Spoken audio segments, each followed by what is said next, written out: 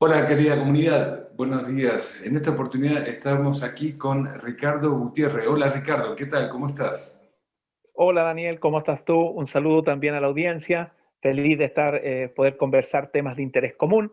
Así que ojalá podamos hacer algo entretenido y que la gente pueda aprender pequeños conceptos tal vez, pero aprender y pasarlo bien.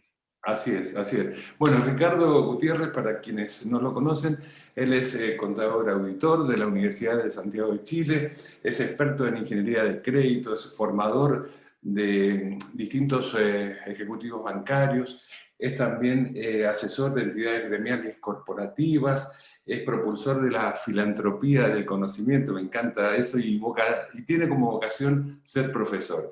Yo creo que sus años de experiencia lo habilitan para que en este momento, en esta entrevista que vamos a tener, vamos a deleitar a nuestra comunidad. Así que muy agradecido por haber aceptado esta entrevista, Ricardo. Muchas gracias por estar aquí.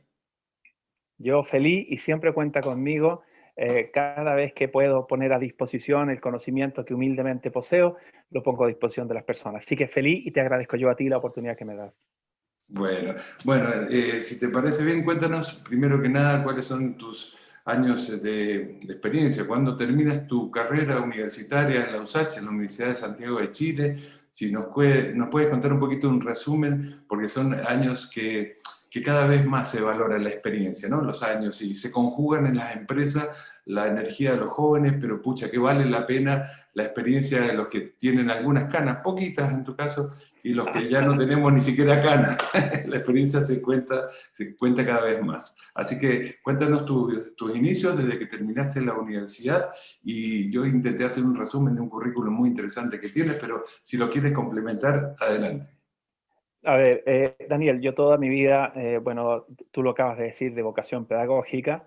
Yo me posgradué en educación desde mis primeros años.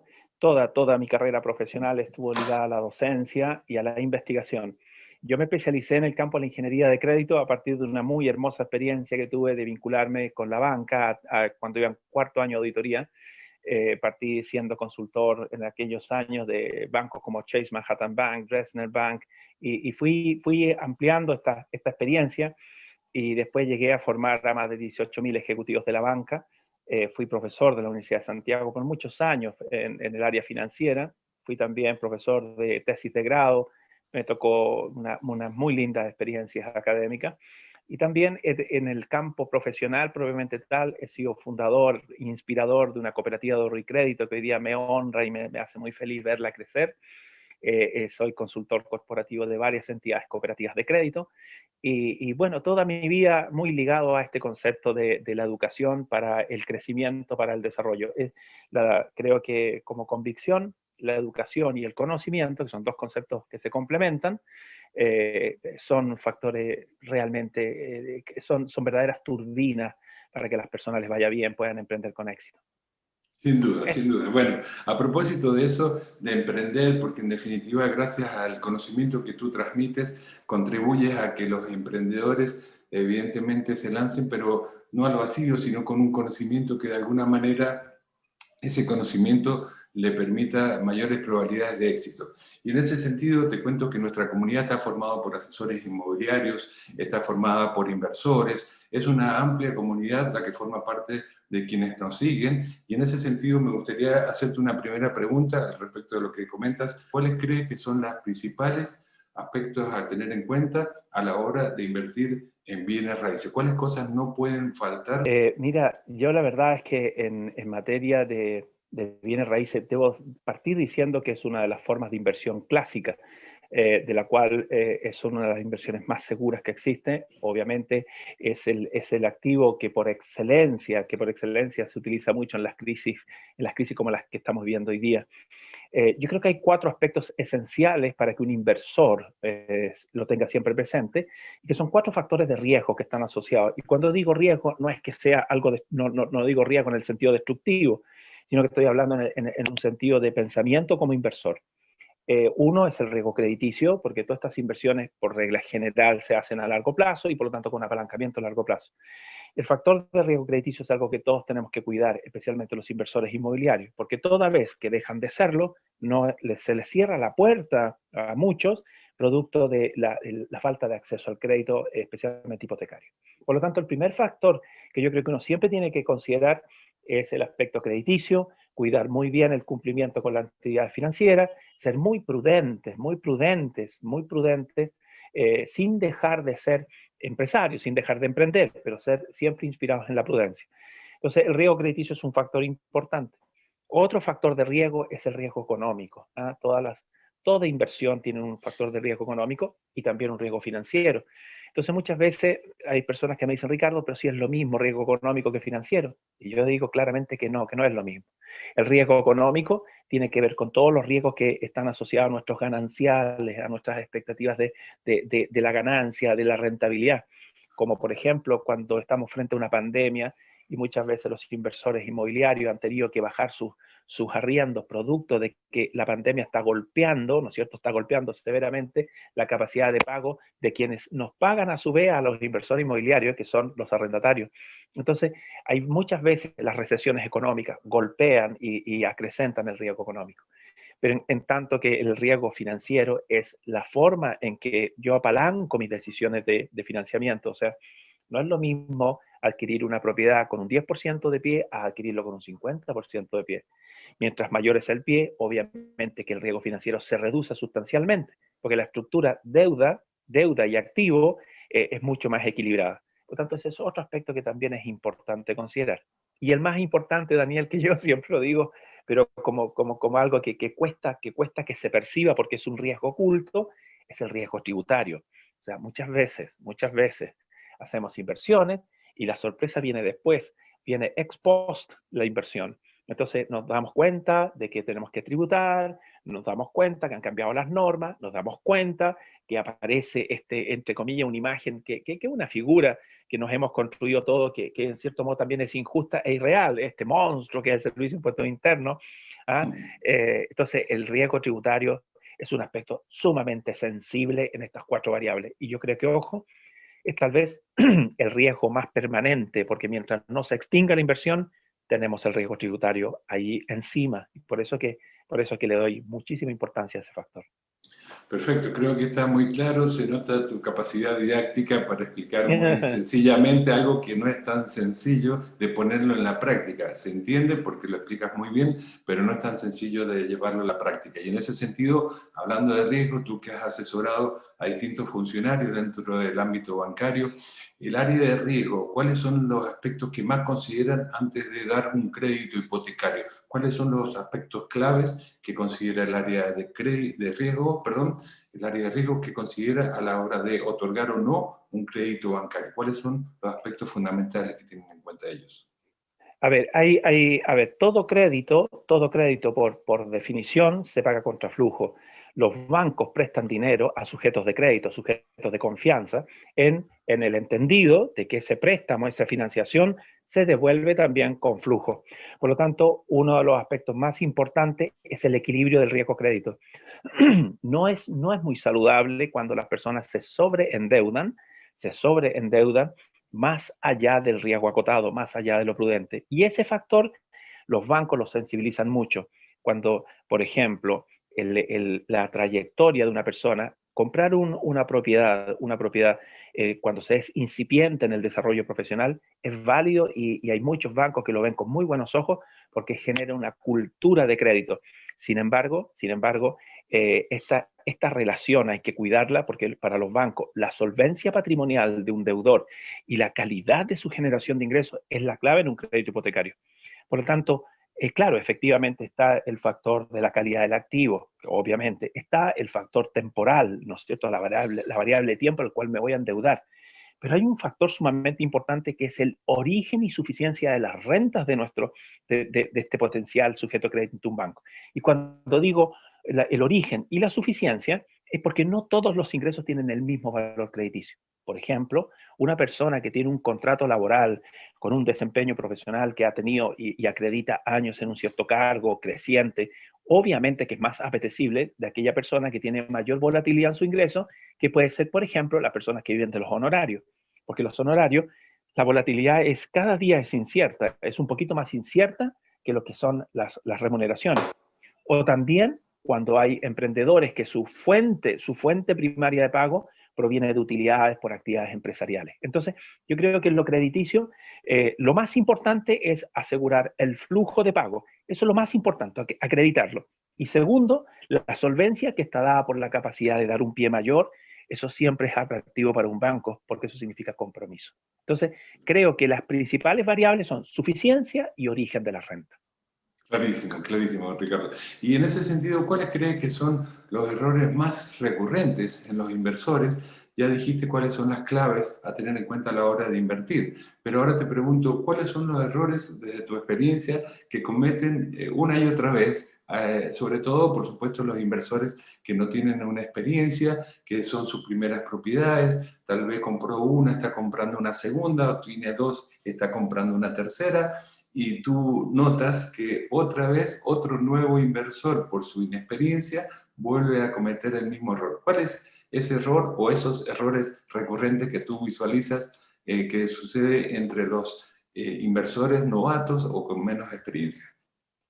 A ver, yo creo que hay un factor importante que es la impulsividad en la inversión. Yo creo que hoy día, ¿no? Hoy día todos los inversores nos vemos tentados porque es un hermoso negocio. Yo eso tengo que decirlo, más allá de los riesgos, es un negocio hermoso de desarrollar y especialmente para quienes son corredores de propiedades, son brokers. Qué hermoso es facilitar que personas puedan invertir, porque detrás de las propiedades, ojo, no olvidemos que hay sueños. El sueño de la primera propiedad, el sueño de la segunda propiedad, y ya después cuando observamos que es una inversión sólida, claramente uno entra como en un deseo de seguir creciendo patrimonialmente. Sin embargo, yo creo que la impulsividad en la compra, yo creo que es el principal factor de error. Y cuando digo impulsividad en la compra, estoy hablando de que no es lo mismo que comprar chocolate, que uno va a caer en la tentación. No me refiero a eso. Me refiero cuando no se meditan, no hay un discernimiento técnico sobre la verdadera capacidad para sostener los riesgos económicos, financieros y tributarios cuando empezamos a invertir más allá de una capacidad, de lo que yo llamo riesgo acotado. Acotar riesgos significa saber hasta dónde debo, cuál es mi capacidad técnica de endeudamiento, y obviamente uno puede tomar un factor un poquito más de riesgo, pero siempre dentro de lo acotado. Yo creo que ese es como el principal credo de pensar de que si no compro hoy, mañana no voy a comprar. Si no compro hoy día 100 propiedades, se me va a pasar la oportunidad. Yo creo que ese es el principal error, porque eso lleva a tomar una decisión apresurada sin la debida evaluación de los impactos, especialmente tributarios, que son, creo yo, las principales sorpresas en este negocio. Excelente. Bueno, entonces estamos sacando algunas primeras conclusiones aquí con Ricardo Gutiérrez. Te agradezco nuevamente, creo que es muy importante lo que nos estás compartiendo. La impulsividad no es algo que estás recomendando para poder invertir en bienes raíces y en ese sentido hay que desarrollar la inteligencia emocional, ¿no? Que algunos llaman. Y teniendo inteligencia emocional hay más probabilidades que las inversiones sean las adecuadas. Pero dijimos que además de saber comprar y vender, y mencionaste algunos pilares clave, hay que saber aspectos tributarios. ¿Cuáles son en ese sentido los errores más frecuentes en ese ámbito? A la hora de configurar patrimonialmente algo que tal vez por un mal asesoramiento tributario o derechamente no tener un asesoramiento tributario, la gente se equivoca y una otra vez. Así como te preguntaba antes acerca de los errores más comunes a la hora de invertir y nos compartes que ser impulsivo, dejarse llevar tal vez por esas ansias, tal vez nos permite equivocarnos, mientras que en el ámbito de lo que es lo tributario, ¿cuáles son los errores más comunes en ese aspecto, en lo tributario, desde tu punto de vista y de acuerdo a tu experiencia? A ver, yo creo que hoy día, primero que nada, tenemos que partir por identificar que el año 2010, especialmente en el mes de octubre, el día 28 de octubre, se promulgó una ley que cambió el escenario tributario de las inversiones, especialmente en el campo de los DFL2, en el campo de los activos de uso habitacional.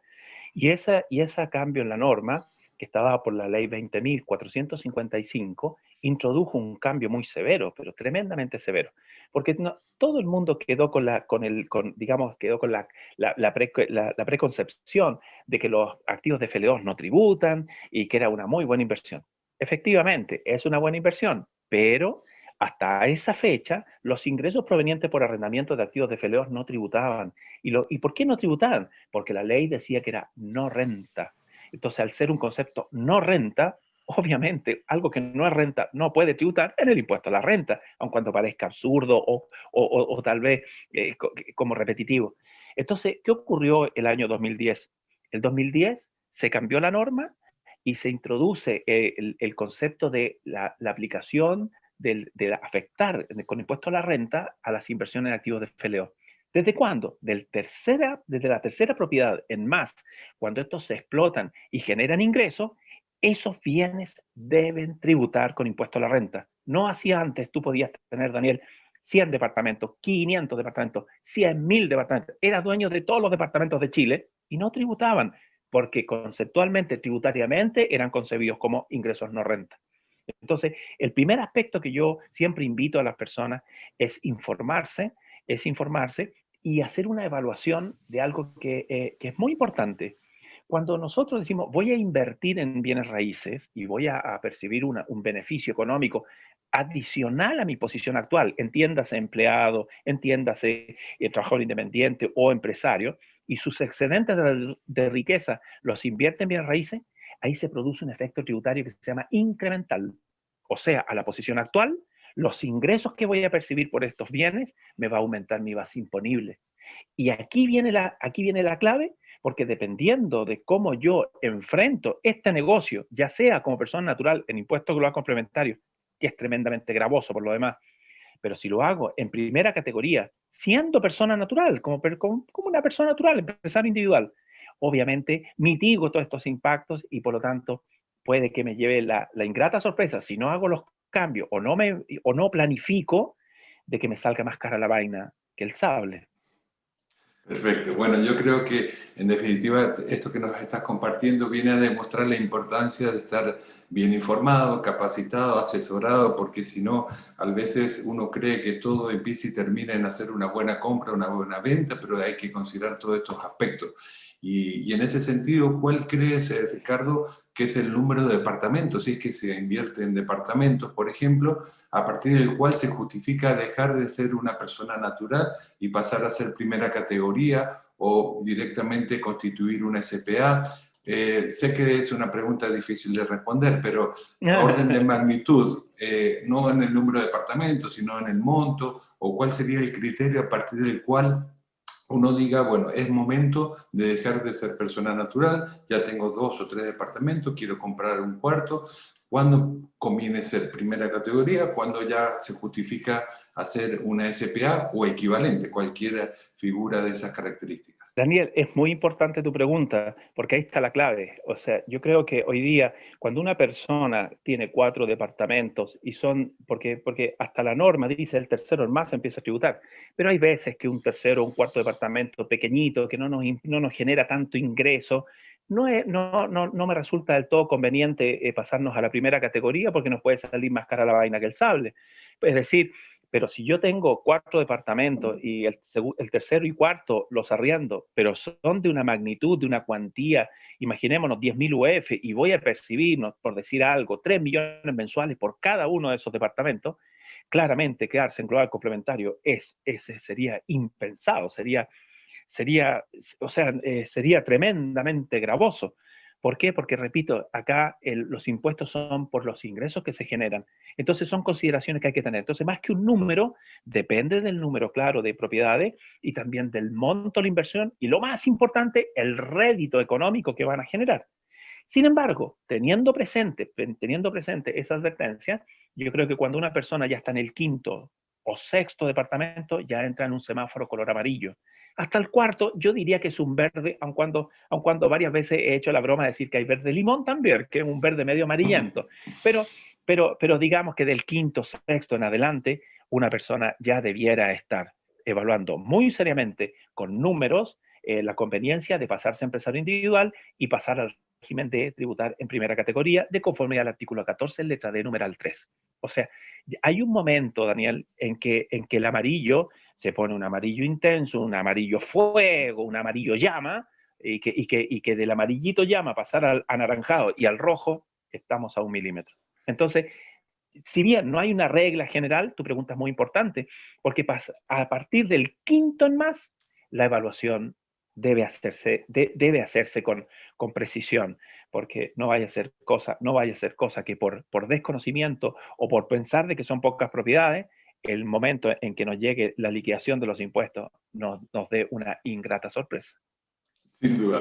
Mira, yo te hago esta pregunta porque me llenó de asombro hablando con un agente de una sucursal de una importante entidad financiera, no voy a dar nombres, pero me ¿Ya? decía que tenía 11 departamentos y le pregunto cuál era su figura tributaria y me dice que estaba como persona natural. Entonces esto que me dice alguien que uno asume que siendo un jefe de una sucursal y que tenga 11 departamentos de inversión y esté aún como persona natural me llamó la atención, pero no es la primera vez. Esto pasa con mucha frecuencia, Sí. por eso la importancia de ustedes, los asesores tributarios, que en definitiva uno dice, ¿qué hago? Le pago y es la mejor inversión que uno pueda hacer si es que definitivamente va a estar adecuadamente asesorado. Porque nosotros como asesores inmobiliarios evidentemente le ayudamos a comprar, a vender, a acceder al crédito, pero estamos concluyendo aquí la importancia que tiene el adecuado asesoramiento tributario y que hay veces que se considera un gasto y yo considero que si uno va a estar bien asesorado es una adecuada inversión. Entonces, ahora te quiero hacer una pregunta aún más difícil. Como ves, mi intención va de preguntas más sencillas a otras que son Muy más bien, complicadas para ponerte a muy prueba, bien. ¿eh? Eso Muy es, bien, eso muy es lo que bien. me permito hacer con gente talentosa como tú. Y acá viene lo difícil para responder. Con este 10% que se pudo obtener de lo que es las pensiones en Chile y ahora se puede tal vez obtener un segundo 10%. ¿Qué le aconsejarías a las personas que forman parte de esta comunidad? Que por supuesto el destino de ese primer 10% que retiró o el que va a retirar ahora el segundo 10% no deba destinarlo, por supuesto, a deuda mala, como se suele decir, porque seguramente deuda de crédito de consumo, vas a coincidir conmigo, son las primeras que hay que pagar. Pero si tienen la libertad de poder decidir qué hacer con ese dinero, si invertirlo en bienes raíces, invertirlo en commodities, invertirlo en fondos mutuos, con un 10 y tal vez se le suma otro 10, ¿qué les recomiendas? Sé que va a depender mucho de la edad de quien esté tomando esa decisión, pero si te parece bien, hagamos 2 o 3 escenarios de personas de distintas edades. ¿Qué les recomendarías hacer con ese 20% si es que no tiene una deuda que cubrir? A ver, vamos por parte. Todos los fondos que estaban en la AFP que han sido retirados siempre tuvieron un propósito de largo plazo. Es decir, las personas se ven con un 10% de que inimaginablemente hace 2, 3 años atrás se habrían podido imaginar tenerlo en sus manos. Por lo tanto, lo que tú has señalado me parece de una importancia radical. O sea, ante un cambio, porque esto fue invasivo, ¿no? Fue un cambio abrupto e invasivo. El que se haya primero autorizado un primer retiro de 10% a mí me sorprendió, porque claro, el dinero es de las personas, pero lo que las personas tienen es un derecho, era un derecho, ¿no es cierto?, para su jubilación. Pero al retirarse, ese derecho se hace tangible y mucha gente que tal vez legítimamente necesitaba esos recursos producto de la pandemia, pero había mucha gente que tuvo la posibilidad de decir, oye, esto me pilla de sorpresa, y a esas personas que los ha pillado de sorpresa porque no lo necesitaban, obviamente lo primero que deben hacer, en mi modesta opinión, es invertirlo en activos de largo plazo. El mejor activo de largo plazo son los activos de FLO. ¿Y por qué lo digo? Porque si estaba destinado a largo plazo, nadie contaba con ellos hace 3 años atrás. Todos son fondos que estaban, comillas, fondos muertos a largo plazo.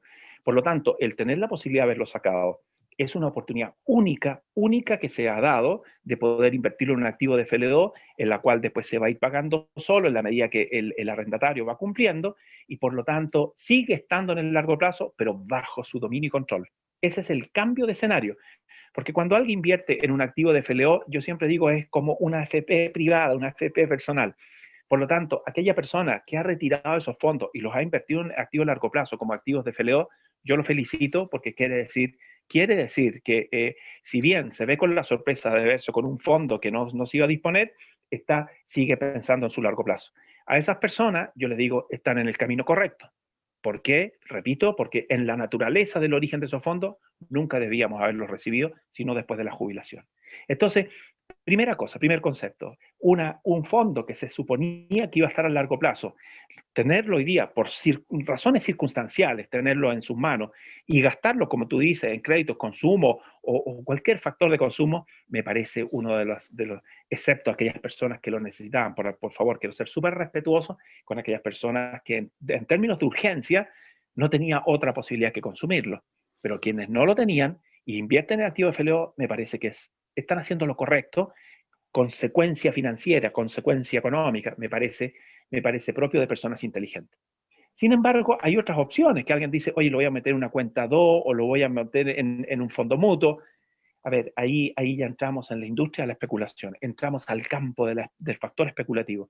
Porque cuando yo compro o hago una inversión en fondos mutuos, nadie me garantiza que el rédito del fondo mutuo se va a repetir. Entonces ahí entré al mundo de la especulación, que no tiene nada de malo, es una industria muy bonita, es una forma de invertir muy inteligente, que me gusta, pero cuidado, los riesgos son radicalmente distintos a haber usado un fondo que por circunstancia lo tenemos en tiempo presente y que yo no lo usaría para especular.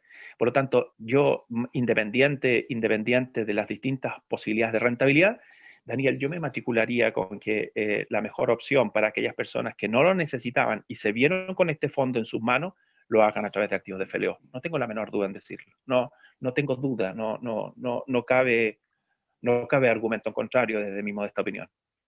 Coincido contigo, yo tengo esa misma convicción que tú y de hecho cuando me toca asesorar a mis clientes, que a propósito al comienzo de la entrevista mencionabas, nosotros como agente inmobiliario lo bonito que es nuestro trabajo porque estamos contribuyendo a dos familias, el que vende porque necesita vender, el que compra porque evidentemente está detrás de un sueño, si es un inversor o de aquel que va a vivir, entonces es su nuevo o primer hogar.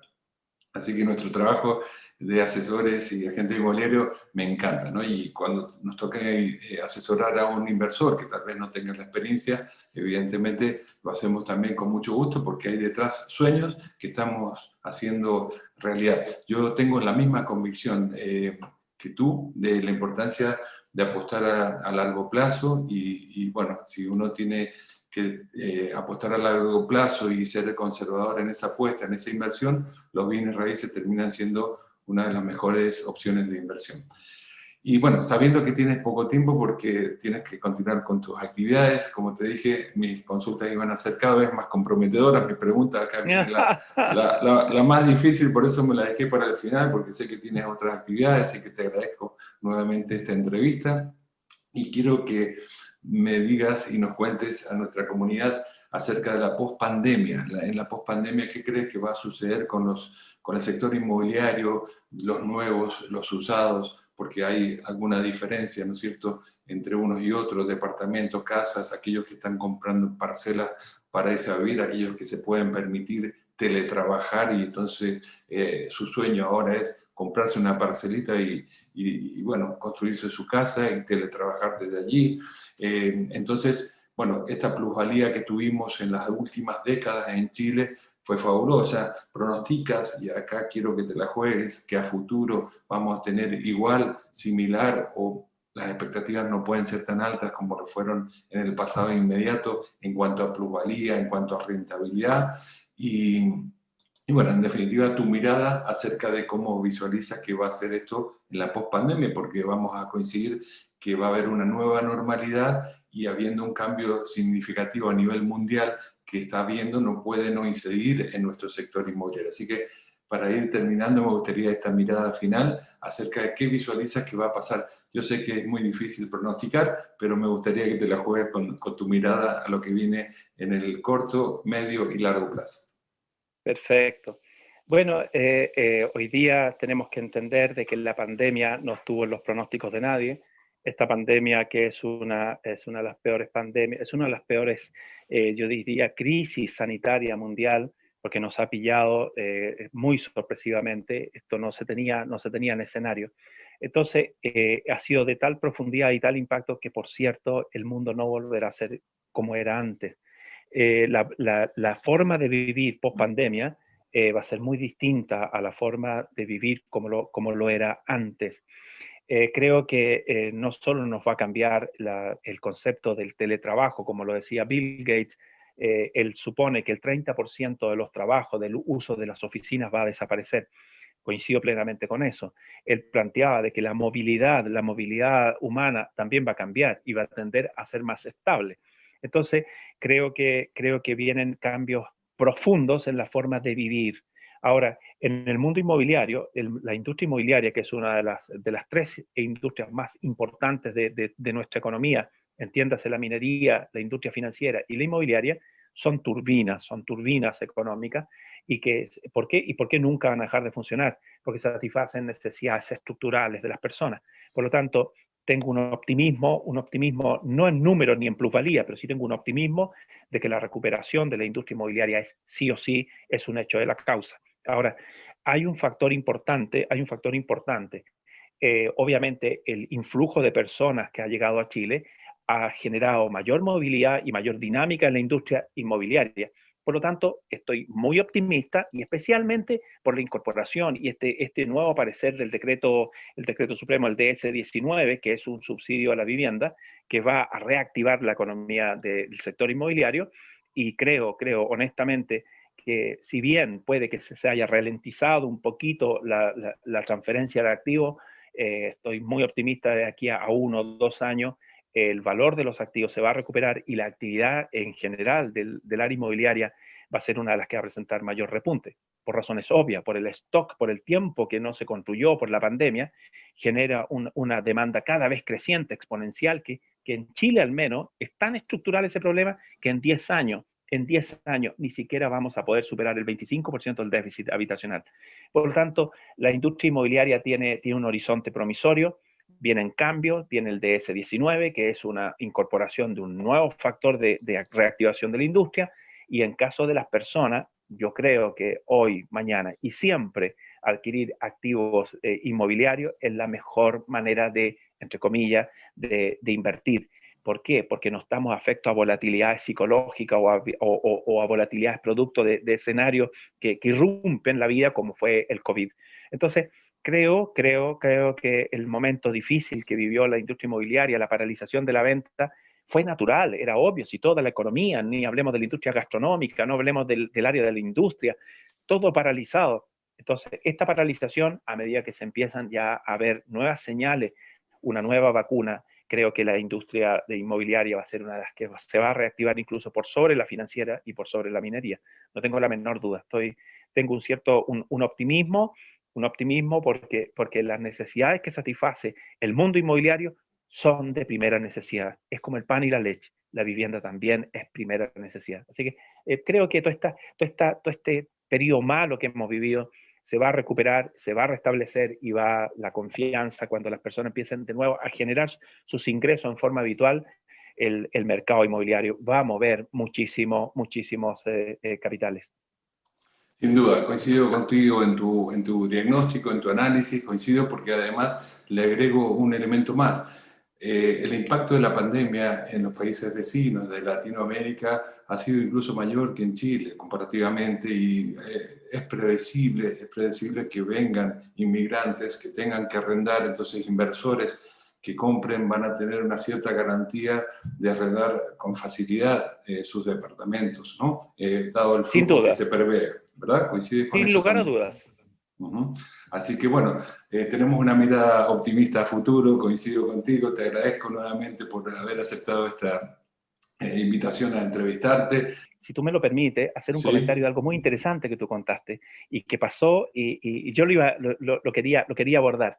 adelante. Comentaste el caso de un gerente, ¿no es cierto?, de un banco que tenía 11 propiedades Uh-huh. y la verdad es que no tenía idea de la tributación.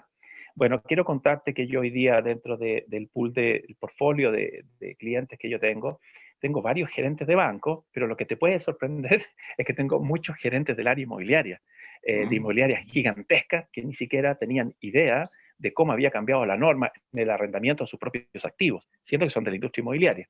Ahora, quiero decir eso no en forma de castigo ni de menoscabo.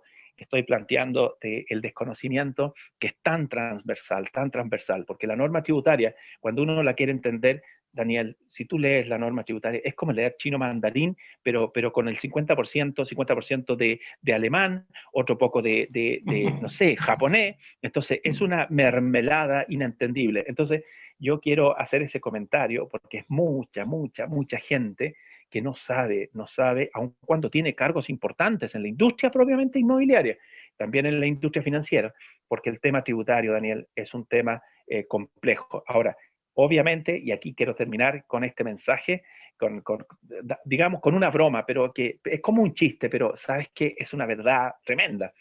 Hay 3 eventos ciertos en la existencia de las personas: nacer, morir y entre medio pagar impuestos. Por lo tanto, esto que pareciera chiste, yo los invito a todas las personas a reflexionar. No importa quién sea el consultor, en este caso no importa, no tiene importancia que sea el consultor, porque todos vamos a llegar a las mismas normas y a la larga la tributación es determinística, así que cualquier tributarista va a servir.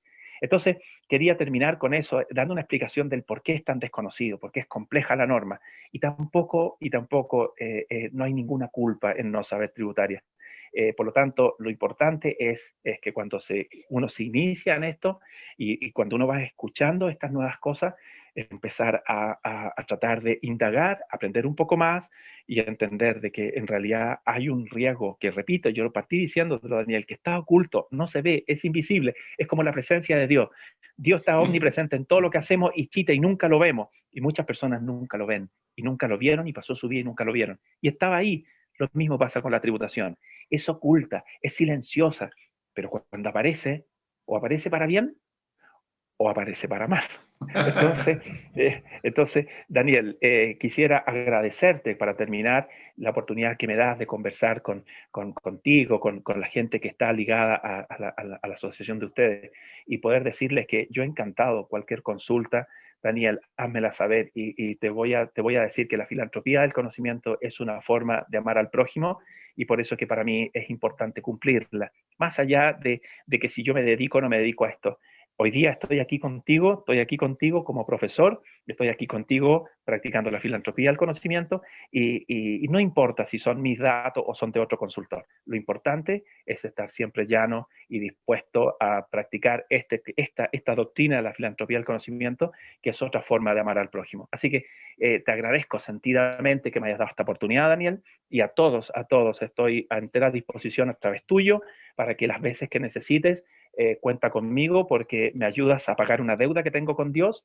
Yo soy una persona comprometida con Él y comprometí mi existencia a servir al prójimo, así que cada vez que me llame me estás ayudando a sacarme una mochila de encima y te lo agradezco infinitamente. Así que estoy eternamente agradecido para ti. ¿Ah? Muchas gracias, Ricardo, muchas gracias. De verdad que creo que has sensibilizado a nuestra comunidad acerca de la importancia de tener un adecuado asesoramiento inmobiliario. Creo que has de alguna manera sensibilizado en que hay gente altruista, como es tu caso, donde haces filantropía del conocimiento. Realmente es admirable la vocación que tienes como profesor, así que nuevamente te agradezco y será hasta una próxima oportunidad. Dado que me das esta posibilidad, te vamos a contactar nuevamente. Muchas gracias y estaremos en contacto. Gracias, comunidad. Aquí con nosotros, Ricardo Gutiérrez. Muchas gracias, Ricardo. Gracias a Adiós. ti. Gracias. Chao, chao.